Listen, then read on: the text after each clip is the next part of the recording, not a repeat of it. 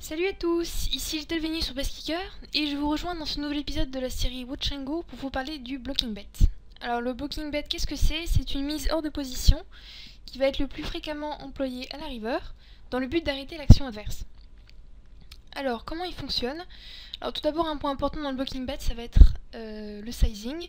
Alors sa taille c'est généralement un tiers du pot, voire un demi si le pot est très petit.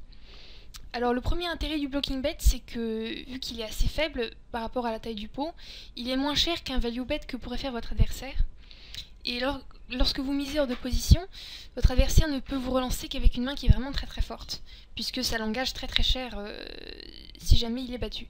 Donc s'il a une main intermédiaire, c'est-à-dire une top pair avec un kicker un petit peu meilleur que le vôtre, etc., il peut juste vous payer et ainsi vous économisez de l'argent puisque ça vous coûte moins cher que son value bet à lui. Alors, ensuite, un second intérêt du blocking bet, c'est qu'il va éviter les bluffs. Alors, c'est une situation assez récurrente au poker, c'est vous avez une top pair ou deux paires au board, et il y a un tirage très évident qui tombe à la river, que peut tout à fait avoir votre adversaire.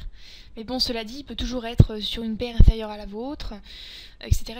Donc si vous checkez cette river, le check, il va l'interpréter ça comme un signe assez évident de faiblesse, et ça va donner l'envie à l'adversaire de vous bluffer très lourd, un bluff que vous ne pourrez pas vous permettre de coller.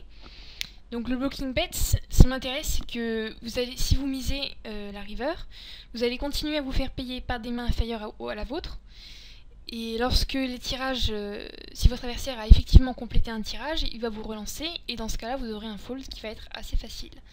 Donc là je vais vous montrer ça en exemple. Donc ici par exemple j'ai 9-7, j'ai une top pair au flop, et j'ai un tirage vraiment très évident qui tombe à la river, il y a le pic qui est tombé, il y a tout 3, tout 8 qui va lui donner une suite.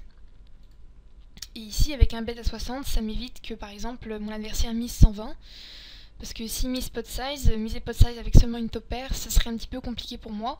Tandis qu'ici avec ce bet de 60, je vais faire payer les paires inférieures à la mienne, et je vais éviter un bluff adverse. De même, ici encore une autre situation du même genre. Ici j'ai encore une top pair sur un board qui est vraiment très drawy. Et j'ai une fois de plus une suite évidente qui tombe à la rivière puisque tout 7 va avoir la suite. Et je fais encore une fois un bet qui est vraiment pas cher. Donc là, dans ces deux exemples, vu la petite taille du pot, je fais un bet river qui est moitié pot. Mais si le pot est plus grand, je ferai généralement un tiers pour faire un blocking bet. Donc là, ici, avec cette mise-là, je fais simplement payer les mains qui sont inférieures à la mienne. Donc en résumé, je dirais pour conclure que le blocking bet, ça empêche la majorité de vos adversaires de vous bluffer et ça diminue l'argent que vous pouvez perdre contre des mains qui sont supérieures à la vôtre.